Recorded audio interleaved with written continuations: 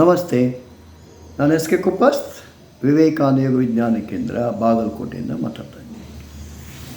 ಒಂದು ಸಲ ನಮ್ಮದು ಕ್ಲಾಸ್ ನಡೀತಿರ್ಬೇಕಾದ್ರೆ, ಯೋಗ ಕ್ಲಾಸ್ ನಡೀತಿರ್ಬೇಕಾದ್ರೆ ಉಡುಪಿಯಲ್ಲಿ ಒಬ್ಬರು ನನ್ನ ಹತ್ರ ಬಂದರು. ಸರ್, ನಿಮ್ಮ ಜೊತೆ ಸ್ವಲ್ಪ ಮಾತಾಡೋದಿದೆ. ಆಯ್ತಪ್ಪ, ಏನದು ಮಾತಾಡೋದು? ಇಲ್ಲ, ನನಗೆ ಮನೆಗೆ ಹೋಗಬೇಕಾದ ಒಂಥರ ನೂಕುವಿಕೆಯ ಅನುಭವ ಆಗುತ್ತೆ ಅಂದರು.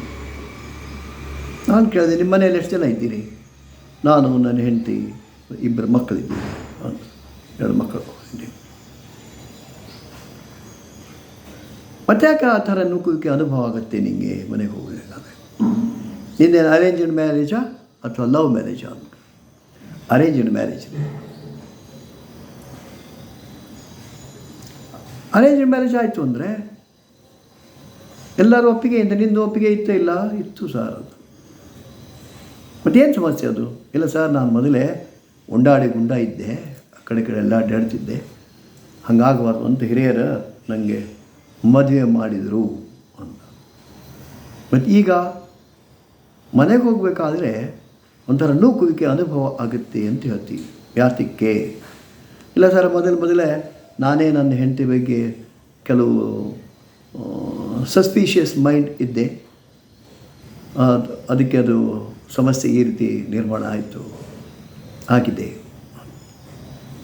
ಅದಕ್ಕೆ ಆಕೆಯನ್ನು ಯಾರಾದ್ರ ಹತ್ರ, ಸ್ವಾಮಿಗಳ ಹತ್ರ ವಗೇರೆ ಹೋಗಿ ಹೇಳಿಸ್ಬೋದಾ, ತಿದ್ದಬೋದಾ ಅಂದರು. ನಾನು ಅಂದೆ, ಸೊ ತಿದ್ದಬೇಕಾಗಿದ್ದು ಆಕೆನ ತಿದ್ದೋದಲ್ಲ, ತಿದ್ದಬೇಕಾಗಿದ್ದು ನಿನ್ನನ್ನು ನೀನು ತಿದ್ಕೋಬೇಕು ಅಂತ. You have to correct yourself. ಕಾರಣ ಏನಂದರೆ, ಗಂಡ ಹೆಂಡತಿಯನ್ನು ತಿದ್ದಲಿಕ್ಕೆ ಆಗಲ್ಲ, ಹೆಂಡತಿ ಗಂಡನನ್ನು ತಿದ್ದಲಿಕ್ಕೆ ಆಗಲ್ಲ, ಪಾಲಕರು ಮಕ್ಕಳನ್ನು ಬದಲಾವಣೆ ಮಾಡಲಿಕ್ಕೆ ಆಗಲ್ಲ. ಇವನ್ ಆಫೀಸ್ನಲ್ಲಿ ಹೋಗರೆಲ್ಲೇ ಕೆಲಸ ಮಾಡ್ತಿರ್ಬೇಕಾದ್ರೆ ಬಾಸ್ ತನ್ನ ಸಬಾರ್ಡಿನೇಟ್ಸನ್ನು ತಿದ್ದಲಿಕ್ಕೆ ಬರಲ್ಲ, ಸಬಾರ್ಡಿನೇಟ್ಸು ಬಾಸನ್ನು ತಿದ್ದಲಿಕ್ಕೆ ಬರಲ್ಲ. ಯಾರನ್ನು ತಿದ್ದಲಿಕ್ಕೆ ಬರಲ್ಲ. ಕಾರಣ ಅಂದರೆ each individual in it is A independent world. ಪ್ರತಿಯೊಬ್ಬ ವ್ಯಕ್ತಿಯೂ ಅವನಿಗೆ ಅವನದೇ ಆದಂಥ ಒಂದು ಜಗತ್ತಿದೆ, ಅವನಿಗೆ ಅವದೇ ಆದಂಥ ಫ್ರೀಕ್ವೆನ್ಸಿ ಇದೆ. ತಿದ್ದಲಿಕ್ಕೆ ಏನೇನು ಬೇಕೋ ಅದನ್ನು ಮಾಡ್ಬೋದು, ಪ್ರಯತ್ನ ಮಾಡ್ಬೋದು, ಮಾಡಬಾರ್ದು ಅಂತಿಲ್ಲ. ತಿದ್ದಲಿಕ್ಕೆ ಏನೇನು ಬೇಕೋ ಅದನ್ನೆಲ್ಲನೂ ಮಾಡಬೇಕು. Switch the rest out of your mind. ಉಳಿದದ್ದನ್ನು ಮನಸ್ಸಿನಿಂದ ಹೊರಗೆ ಹಾಕಬೇಕು. ಅಯ್ಯೋ, ನಾನು ಇಷ್ಟೆಲ್ಲ ಮಾಡಿದೆ ತಿದ್ದಲಿಕ್ಕೆ, ಆದರೂ ಬದಲಾವಣೆ ಆಗಲಿಲ್ಲ ಅಂಥೇಳಿ don't go on simmering in the mind. ಮನಸ್ಸಿನಲ್ಲೇ ಕೊರಗ್ತಾ ಇರಬಾರ್ದು. ತಿದ್ದೋ ಪ್ರಯತ್ನವನ್ನು ಮಾಡು. ಆಗಿಲ್ಲ ಅಂದರೆ ಅದ್ರ ಪಾಡಿಗೆ ಅದನ್ನು ಬಿಟ್ಬಿಡೋದು. ಅದಕ್ಕೆ ಯಾತಕ್ಕೆ ಸಮಸ್ಯೆ ಏನು ಅಂದರೆ, ನಾವು ಹೇಳ್ತೀವಿ, ನಮ್ಮ ಗಂಡಿನ ಕಡೆಯಿಂದ ಹಿಂದೆ 7 ಜನರೇಷನ್ನ, ಹೆಂಡತಿ ಕಡೆಯಿಂದ 7 ಜನರೇಷನ್ನ, ಅಲ್ಲಿಂದ ಬರ್ತಕ್ಕಂಥ ವಂಶವಾಹಿನಿಗಳು, ಆ ವಂಶವಾಹಿನಿಗಳ ಪರ್ಮಿಟೇಷನ್ ಕಾಂಬಿನೇಷನ್ ಆಗಿ ಒಂದು ಹೊಸ ಪ್ರಾಡಕ್ಟ್ ತಯಾರಾಗಿದೆ. ಮಕ್ಕಳ ಥರ ಆಗಿರ್ಬೋದು, ಬಂದಿರುತ್ತೆ.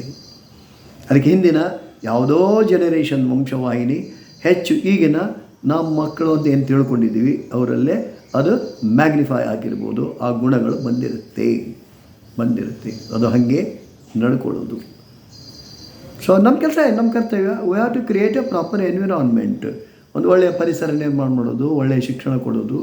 ಸೊ ಇದನ್ನೆಲ್ಲ ಮಾಡೋದು ನಮ್ಮ ಕರ್ತವ್ಯ ಅಷ್ಟೇ. ಅದು ಹೀಗೆ ಆಗಬೇಕು, ಅವರನ್ನು ಬದಲಾವಣೆ ಮಾಡಿ ಇವರನ್ನು ಬದಲಾವಣೆ ಮಾಡಲಿಕ್ಕೆ ಸಾಧ್ಯ ಇಲ್ಲ. ಯಾರನ್ನೂ ಬದಲಾವಣೆ ಮಾಡಲಿಕ್ಕೆ ಸಾಧ್ಯ ಇಲ್ಲ. ಅದಕ್ಕೆ ಹೇಳೋದು ನಾವು ಇವನ್ ಮ್ಯಾನೇಜ್ಮೆಂಟ್ ಥಿಯರಿಯಲ್ಲಿ ನಾವು ಏನು ಹೇಳೋದು, ಯು ಚೇಂಜ್ ಯುವರ್ ಸೆಲ್ಫ್. ನಿನ್ನನ್ನು ನೀನು ಬದಲಾವಣೆ ಮಾಡ್ಕೋ.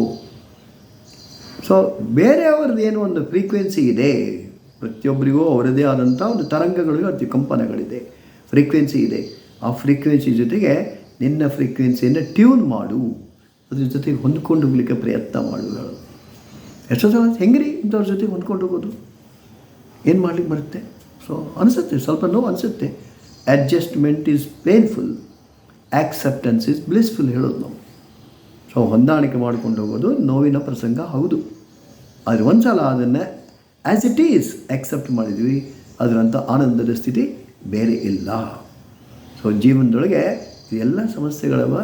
ಸೊ ಹೊಂದಾಣಿಕೆಯೇ ಅದು ಸಿಗ್ತಕ್ಕಂಥ ಪರಿಹಾರ. So you have to again ಮತ್ತು ಪುನಃ ನಾವು ಯೋಗದಲ್ಲಿ ಹೇಳೋದು ಸರೆಂಡರ್ ಯುವರ್ ಸೆಲ್ಫ್. ನಿನ್ನನ್ನೇ ನೀನು ಸಮರ್ಪಣೆ ಮಾಡಿಕೊ, ಶರಣಾಗು ಶರಣಾಗು ಶರಣಾಗು ಹೇಳೋದು. ಆವಾಗ ಏನು ಸಮಸ್ಯೆ ಇಲ್ಲ ಅಂದರೆ ತಲೆ ಬಿಸಿ ಆಗುತ್ತೆ. Will be suffering from stress. Okay, ಧನ್ಯವಾದಗಳು.